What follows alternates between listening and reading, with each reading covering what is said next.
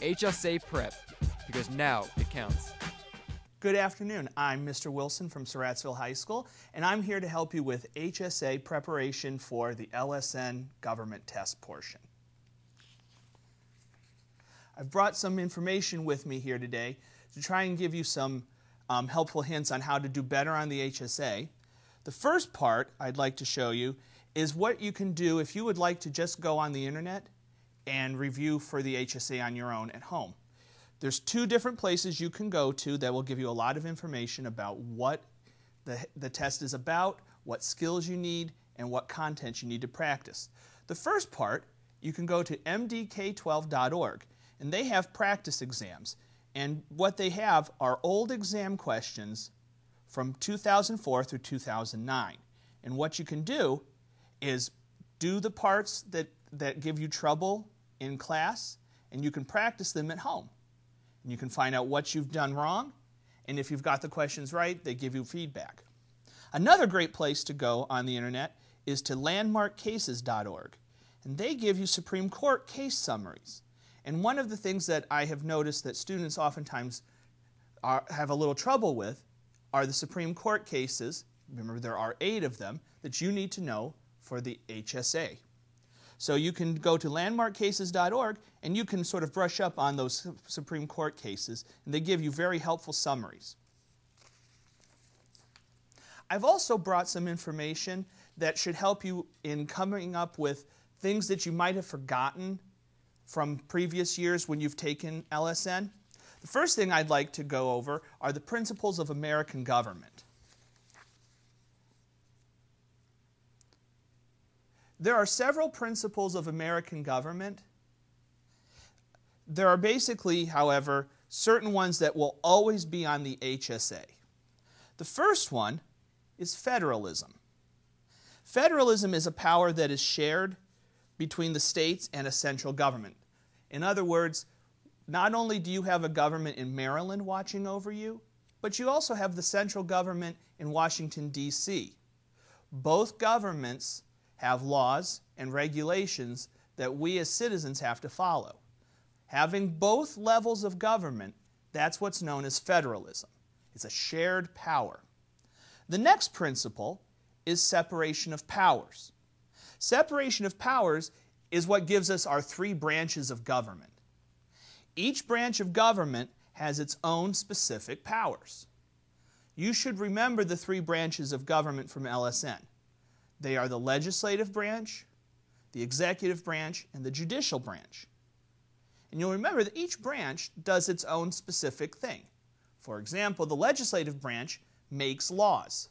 The executive branch, on the other hand, they carry out the laws. They make sure that everything is enforced. The judicial branch, on the other hand, interprets those laws. They make sure that they are fair and just and in accordance with the Constitution, what the laws already say. Those 3 branches of government work together, but they all have different parts of the government that they actually watch over and that they actually work toward.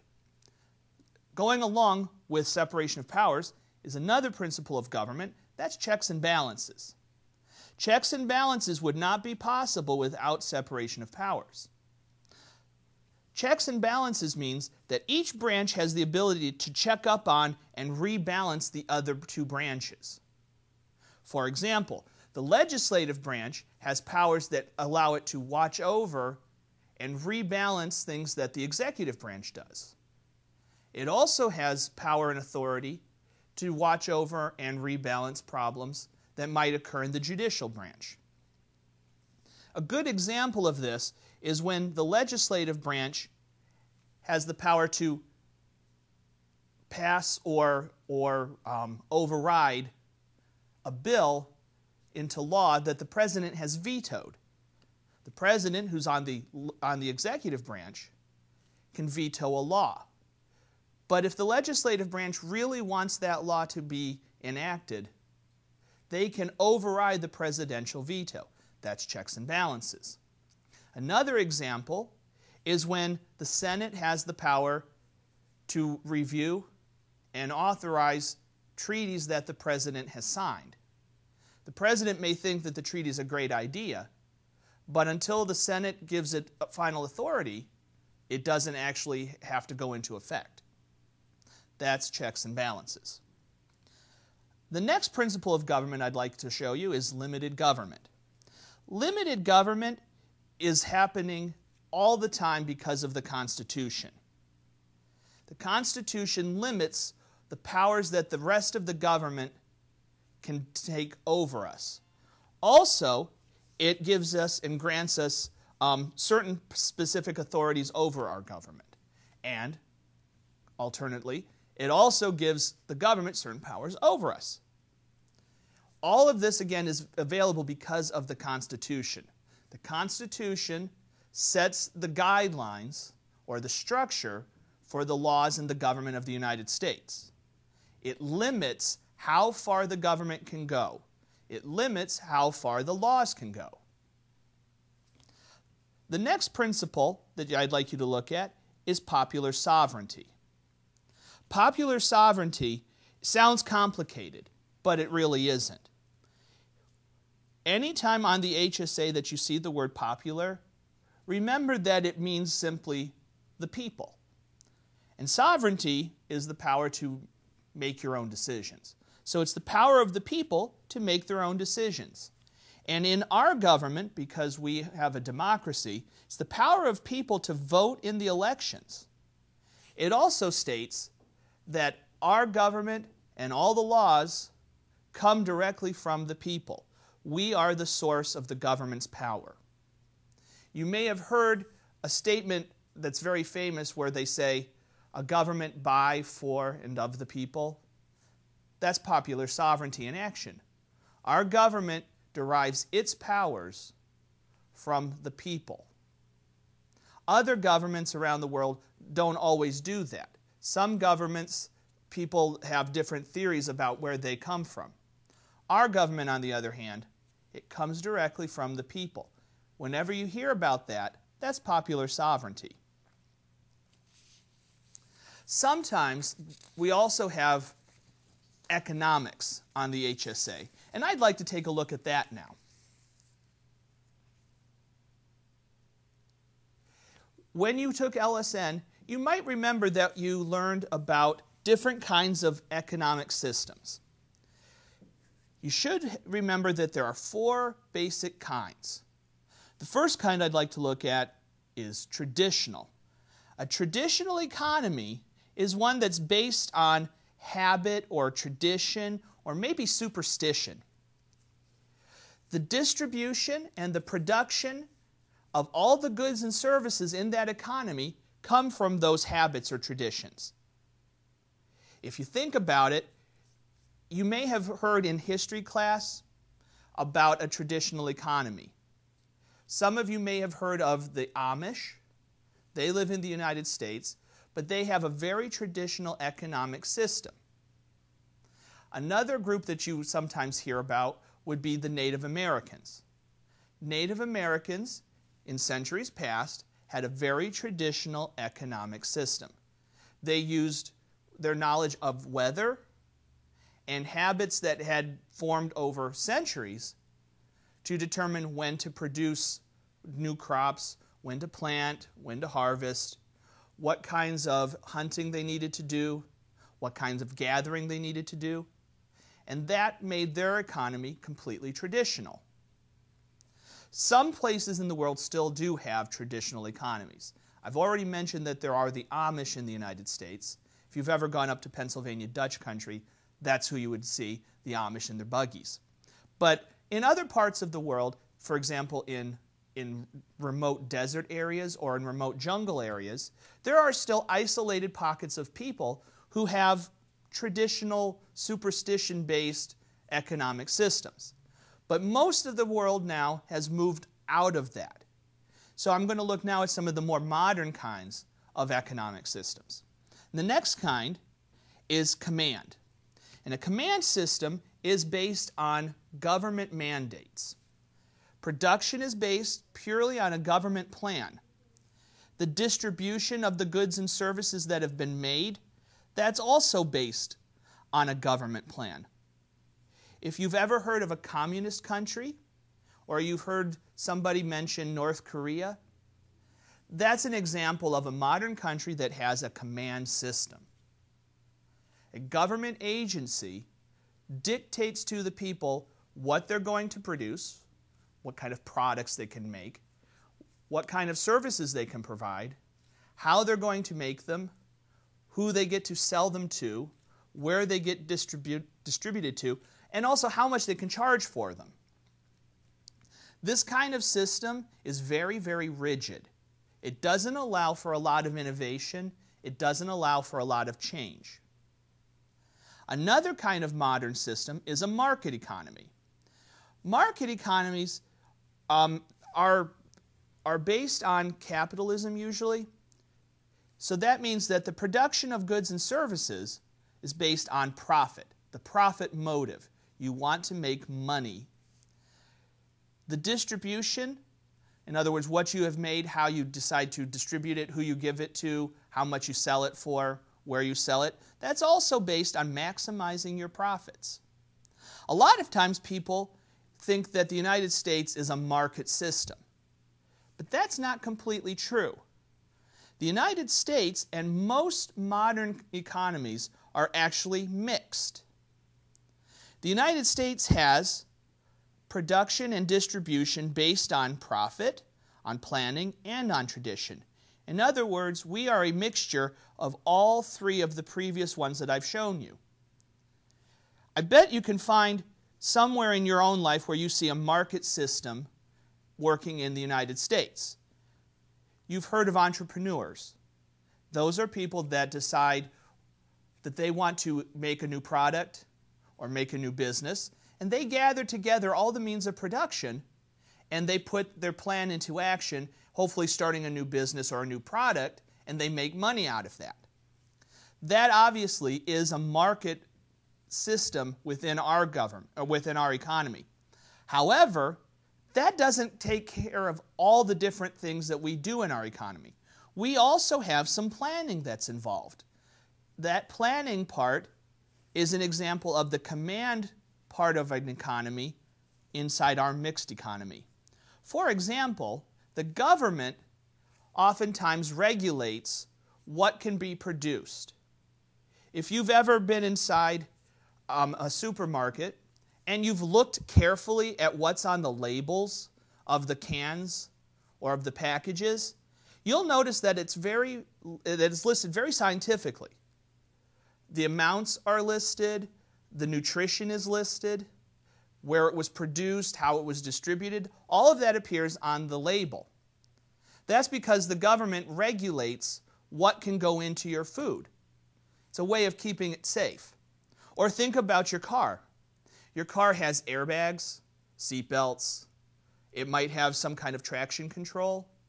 It might have special kinds of brakes or special kinds of lights.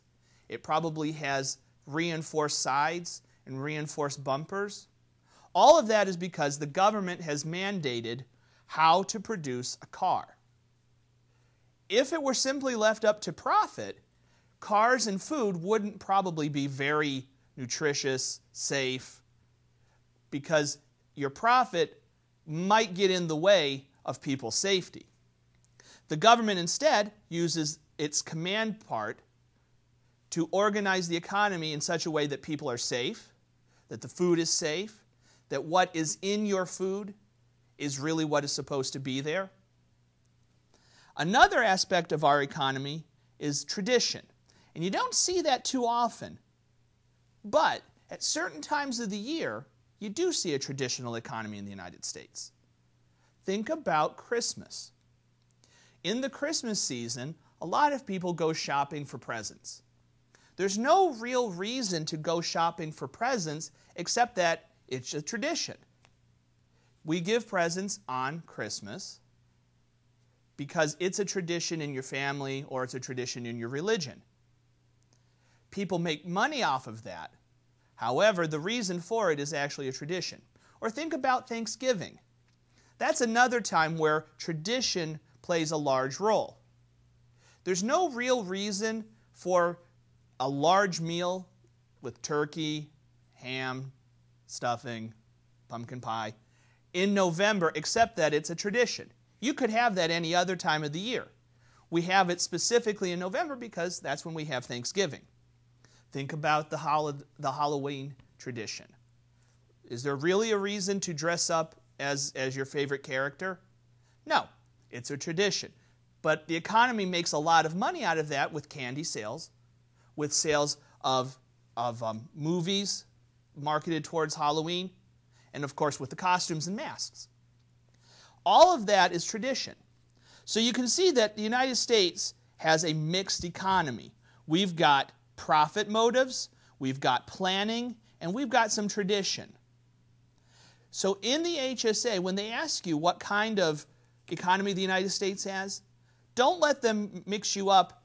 You know that it's mixed.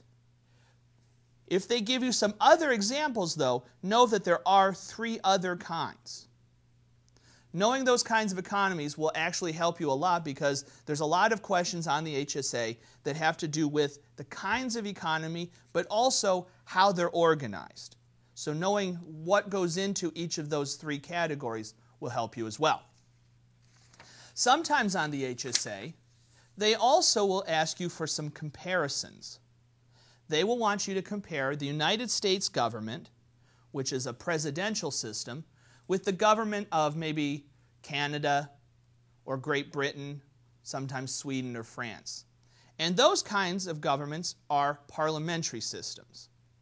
So it's good to know the difference and how you can see the similarities and differences in those systems. The United States, remember, is a presidential system. That means we have a president.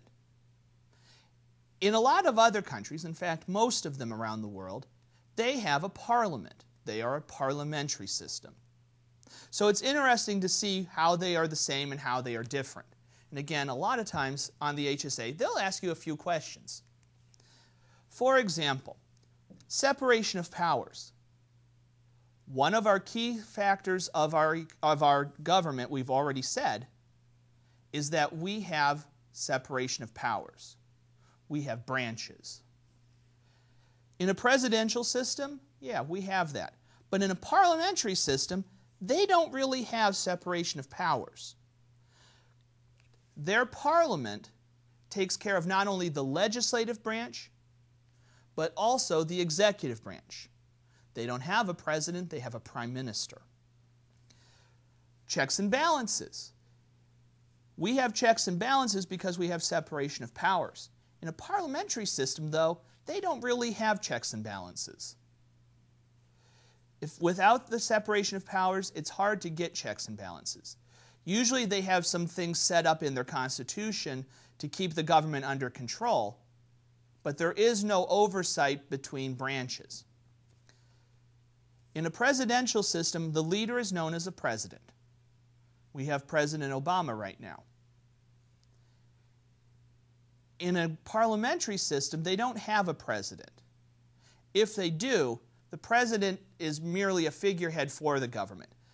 The real leader of the government is the prime minister, and that person is chosen by the legislature, known as the parliament. In the United States, we, the voters, choose our president. We choose our leader. In a parliamentary system, they don't do that. They choose their member of parliament, and then parliament meets, and amongst themselves, they choose the prime minister. In a presidential system, our president is both the head of state and the head of government. That means that our president not only represents the government and is the leader of the government, but he or she is also the leader of and the organizer of any of the things that we do around the world. For example, the president represents us at state dinners. The president goes to other countries and visits other heads of state. He negotiates treaties. In a parliamentary system, that isn't always the case. In a parliamentary system, they usually have a separate head of state and a separate head of the government. The head of the government is usually called the prime minister, and the head of state could be a king or a queen, could be a president. There's lots of different names for that person. But that person usually sort of stays in the background. They don't really have a major role to play. The Prime Minister is the head that you would normally get to know. For example, if you've ever watched TV and you've seen something about Canada, you might know that their current Prime Minister is Stephen Harper. He's the Prime Minister. He's the person who is in charge of the government in Canada. He's the person who's in charge of the Parliament. There are some other differences and similarities. In a presidential system, we, the people, the voters, elect our leader. In a parliamentary system, it's the Parliament that does it. In a parliamentary system, they call their government or their legislature a parliament. That is simply another word for a lawmaking body or a legislature. But having the two separate names does help to keep it straight in your mind, because they have a parliament. That means it's a parliamentary system. We have a Congress. The President and the Congress are in separate branches.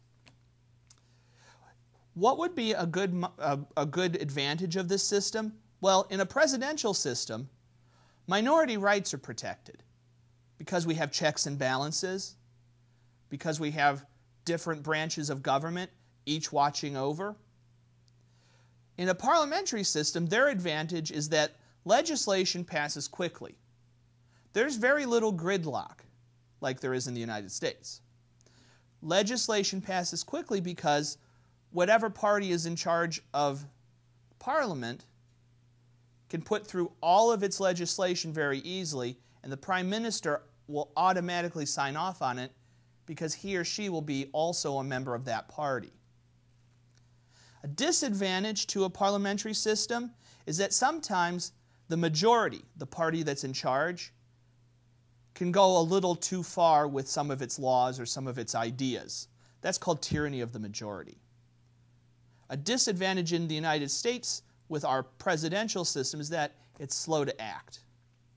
Think about all the times that you've heard the president is arguing with Congress, the two chambers of Congress are arguing with each other, the two parties within each chamber of Congress are arguing with each other, and nothing really seems to get done. That's because we have checks and balances. That's because we have separation of powers. Our government is designed to work slowly with a lot of arguing. A parliamentary system, on the other hand, is supposed to work a little more smoothly. There are advantages and there are disadvantages in either case. A good example besides the United States of a presidential system would be the country of Kenya in Africa, or the country of Argentina in South America. All three of these are presidential systems. Examples of parliamentary systems around the world? Well, our neighbors to the north, Canada, they have a parliamentary system. The United Kingdom, also known as Great Britain or England, they have a parliamentary system. And the very, very populated country, India, in Asia, they have a parliamentary system. Most countries around the world do have parliamentary systems, and they work very well. But it's more important, obviously, that you know the similarities and differences of their system with our presidential system, because we always focus on our presidential system in LSN.